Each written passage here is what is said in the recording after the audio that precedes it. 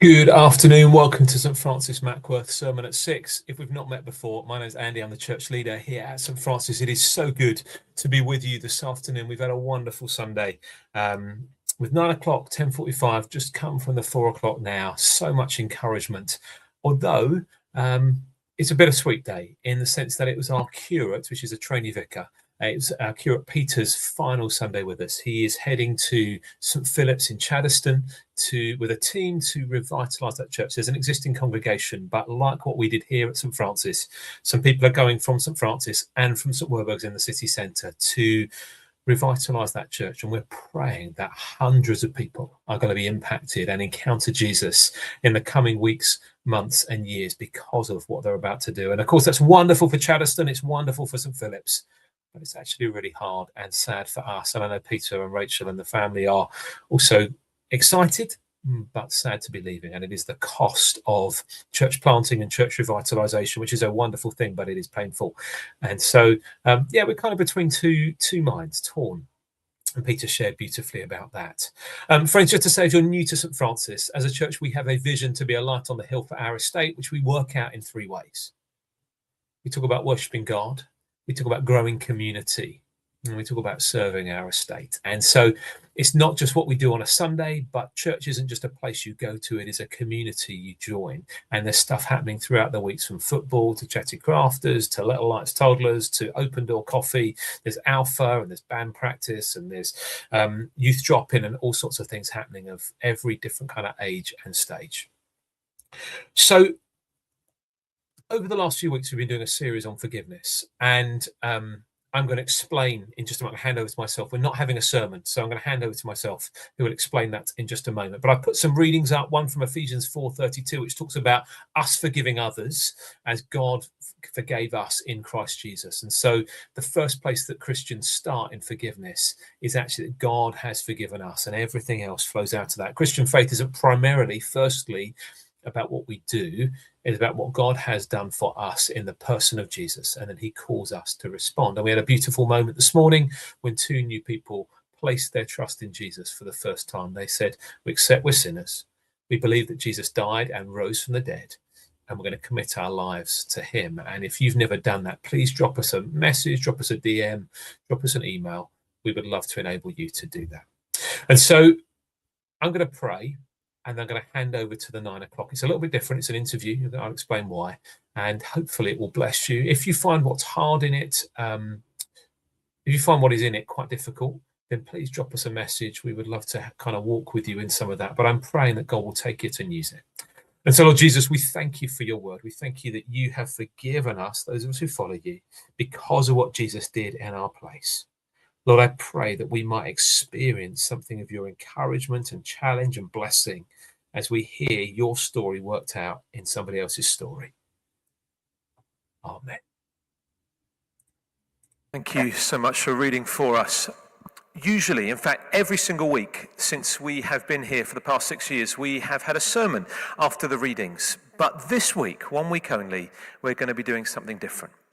Over the past few weeks, we've been looking at the topic of forgiveness, and we started thinking around God's forgiveness of us, which of course is the center point of the Christian faith. Peter then preached beautifully on us forgiving others, which flows out of God's forgiveness of us. And then Rachel last week spoke about us forgiving ourselves, which actually in reality is us applying God's forgiveness to our own hearts. And I've known David for almost 9 years, and I've had the privilege of hearing his mum's story, Sarah, not in person, but I've heard it online a few times and listened to it. And when I heard the story, it's a powerful story of forgiveness. And so sometimes we talk about forgiveness in the abstract, but this is forgiveness in reality. And I was, it was a really good opportunity to invite Sarah to come and share with us. Now, just to say, almost a trigger warning, actually, there's going to be some difficult things that Sarah's going to mention. So if anything crops up, please do feel free to come and grab prayer or receive the necessary professional assistance that you may need. And if you need to go out at any point, don't feel embarrassed. There's no shame about that. Just please do go out. But, where there's children in the room, so we'll keep it PG in that way. But it deals with some hard things. So Sarah, if I can invite you up, I'm going to interview you. Absolute joy to have you with us. Should we give Sarah a little round of applause as she comes up?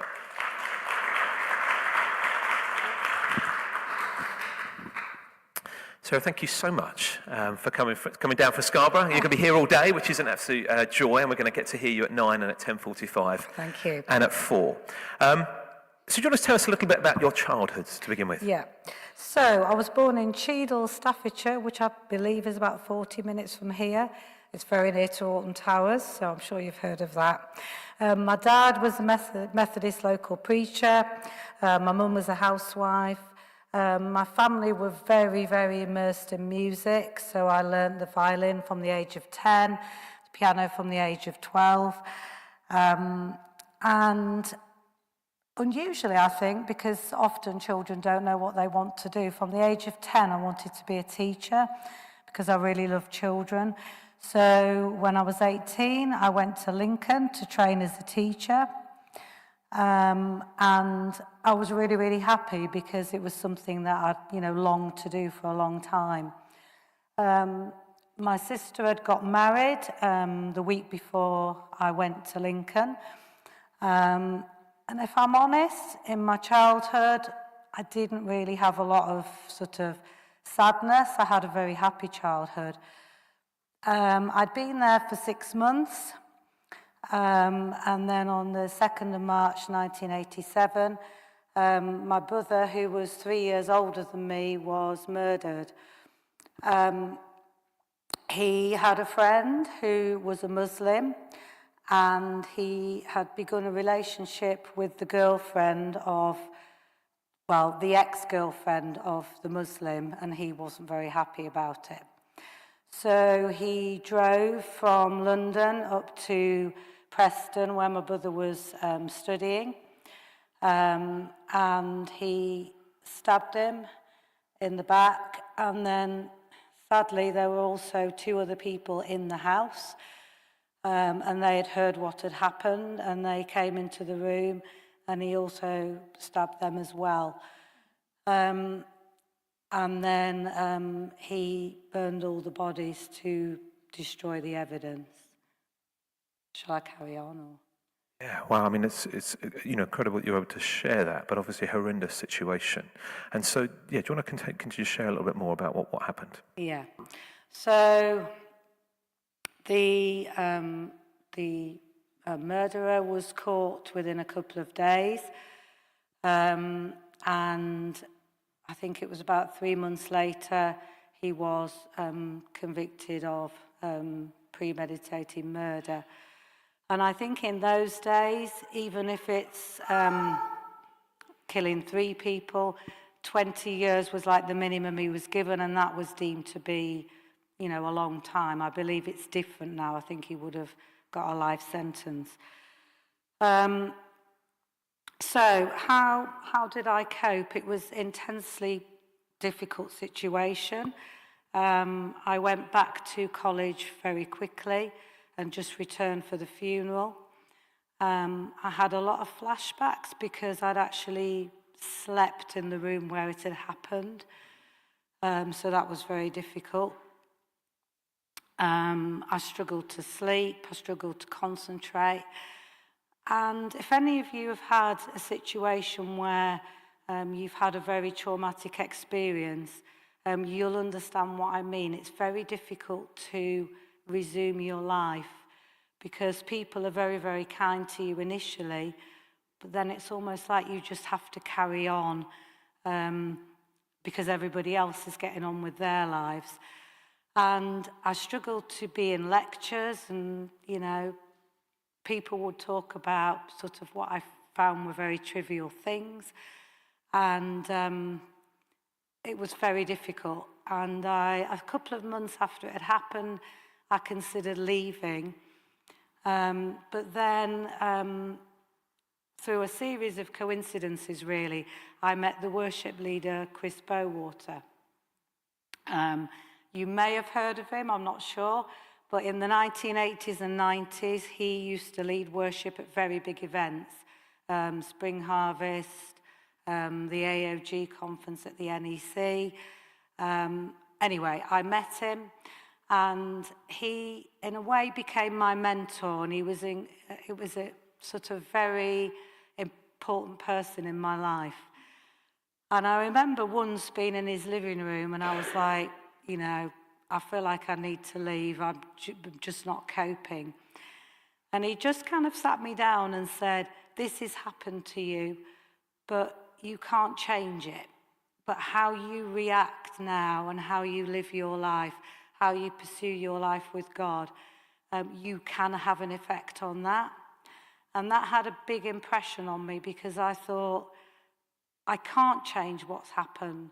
And anybody in the room that's had somebody die suddenly or unexpectedly, you will understand what I mean when you look back and you long for it to be taken away. You long for it not to have happened. But he said, you can't change it. It's happened. So I resolved from that day that I would try really hard to carry on and pursue my faith. And he was very instrumental in that and gave me lots of opportunities musically. Yeah, do you want to tell us a little bit about that? Because I know the music for you is very important, but it was also mixed in with this particular part of your story as well. Yes. So he gave me opportunities to play at sort of big national events. But apart from that, I think the most important thing was, because I think sometimes if you go to a big event like Spring Harvest, or like you go to Focus, you can look at somebody on a stage and think, wow, they're on a stage, they're playing. But actually the most important thing is that you're worshipping God, and you're on your own personal worship journey with God. And for me, it became almost an outlet to say the unspeakable. When I felt really low or really just sad, like I wanted to cry, I'd pick up my violin, and it became such an outlet. It was incredible. So I think you said before that the music was a way in which you could express yourself significantly to the Lord. Absolutely. Yeah. And so, obviously, in the aftermath of that, there's an intense season of grief. Do you want to share a little bit about that? Yeah. So it was something I became really fascinated about, because we had lots of instances in my family where, because it was on the front page of the papers, I mean, then everybody read the paper. It wasn't like now where it's all online.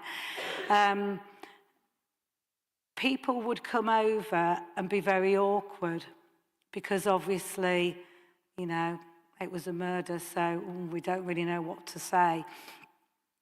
And I became quite fascinated by the aspect of grief being so important to all of us in a way, because we will all go through that journey, and, you know, we will all die at some point. But there seems to be very taboo in our society that we don't want to say the word. We hear people say they've passed away or they've left us. But actually, I wanted people to come over and just talk to me about it. I actually looked up the definition of grief, and it says it's intense sorrow caused by someone's death. And I think it's really good in recent years that we've become better at actually discussing death. There's been a big thing around mental health, hasn't there? And actually listening to people, having empathy, and actually not being afraid to talk about it. I read lots of books on it. I've bought some of them here, and I think we did have a slide with them on. C.S. Lewis, I found a really good quote. I know the thing I want is exactly the thing I can never get. The old life, the jokes, the drinks, the tiny, the heartbreaking, the commonplace. And that really spoke to me, because I did often sit there and long for things to be as they were before. Yeah, so often, particularly I think we find with new Christians, they think, right, give my life to Jesus, start following him, everything's going to be amazing now. Yeah. And actually, the reality for us as followers of Jesus is not always easy. In fact, often it becomes harder. And as you read the scriptures, we find that again and again, don't we? But actually, there's a reality of us being able to hold that. I know sort of sometimes people talk about the suffering and the glory. Like, yes, there is the real suffering, and we have to be real about that. But there is also the fact that God goes with us. Yeah. And so in the midst of this grief and this season you were going through, how, we've been doing this series on forgiveness. Where did that come into your story? Yeah, so after 4 years of my teaching degree, I then applied for jobs and moved to Scarborough, which I've never even been to Scarborough, so I don't know how I ended up there, but I did. And one of the things I struggled with was trusting people, because I struggled with the fact that my brother had been killed by a friend. So I remember saying to my mum, do you know, I don't think I'll ever get married because I don't think I'll ever trust another person. I moved to Scarborough and I met my husband, I met William, and 6 weeks later we got engaged, which my children now tell me is ridiculous. But it happened. 35 years later, we've journeyed through life and he's been, such a good support to me. And, we're still together, so. But moving on, after the birth of my 2 children, I began to look at the whole issue of forgiveness. It's so prevalent in our church, in all of our liturgy. We say the Lord's Prayer most Sundays. And I really struggled with saying the Lord's Prayer because I knew I didn't mean it. And I'm the sort of person that I won't say something if I don't mean it. I don't like to just go through the motions and say things. So I really began to look at the whole issue of forgiveness, and I don't know who recommended it, but I read a book by R.T. Kendall. And it's an incredible book because he doesn't actually talk about what he needs to forgive, but he discusses the whole subject of why we're commanded to forgive, why we should forgive. And he talks in the book about letting people off the hook, letting go of our pain and anger because we forgive people. That book was a real inspiration to me because it made me realise that actually I probably could. Even though the world might tell me it's not possible, I actually felt as a Christian I probably could. Since then I've read lots more books, but his, I think, was really helpful. And so am I picking up, there was quite a bit of time between the murder and actually coming to that place of being able to forgive? Yeah, I think I began to sort of look at it about 10 years afterwards. And then it was a process, because if you've ever sort of felt like you really need to forgive somebody and, it probably is something that's happened in your family or something that's really traumatic, it doesn't happen overnight. It was something that I really had to pray about. I had to, sometimes I thought I had, then I would turn the news on and see something horrific and I'd feel really angry. So I think it's a process. Yeah, and that's really helpful because often we can, we can pressure ourselves. We feel like somebody's telling us we have to do that, and actually that idea of it being a process, and then thinking you've done it, and then actually maybe you have, but then there's the next day I've got a right to be angry again, and actually that circular thing of working through, I think, is really helpful. Yeah. Okay. I'm aware that the story continues because you then had some interaction with the perpetrator. Yeah. So it's a very complex process if you've had somebody murdered in your family, because the government put lots of things in place now. So 2007, so it was 20 years after it happened, I was given the opportunity to go to the prison where he was because he'd applied to come out. So you were encouraged to prepare what's called an impact statement about the impact it's had on you and your family. And, you don't have to go, but I felt like I really wanted to. So myself and my husband and my brother-in-law went. My mum and dad didn't feel like they could, but we went. And it was a very surreal experience because it probably was a bit like going to a funeral. You basically just went into a room and there was like a parole board and you talked about what had happened. At that stage, I did feel like I'd forgiven the person. So I asked if he would come into the room so I could sort of look him in the eye. But they do have the right to say if they don't want to, so he didn't. And on that occasion, he wasn't released. But then 3 years later, he was. So, yeah. And so, I mean, thank you so much for sharing what is such a, so much vulnerability in your story and so much hurt within that. But actually, it's beautiful hearing the process by which you allowed the Lord to help you to forgive. And so within this room, I don't know everybody's story. There may be something similar, or there may be things, that people are really holding on to. What would you say to people who are really wrestling to forgive? Well, I would say for me, the turning point came when I actually was in a position where I could pray for the person. Because when I actually felt that I could pray for him, I probably also saw what he'd done as distinct from him. So, yes, he had done a really awful, heinous crime. And what I would add as well is, I always felt like he should serve the time that he did. In fact, I actually do think he probably should have stayed in prison for the rest of his life, but that wasn't my decision. That was the parole board. But I actually began to pray for him, and that really helped me because I actually saw him as a person with sin, with failings, with probably things that had happened in his past that had maybe, been a factor in making him do what he did. So that really helped me. But I think as well, if you do go on the journey of forgiveness, it does really give you peace. And it doesn't just release the person that's offended you, but it also releases you.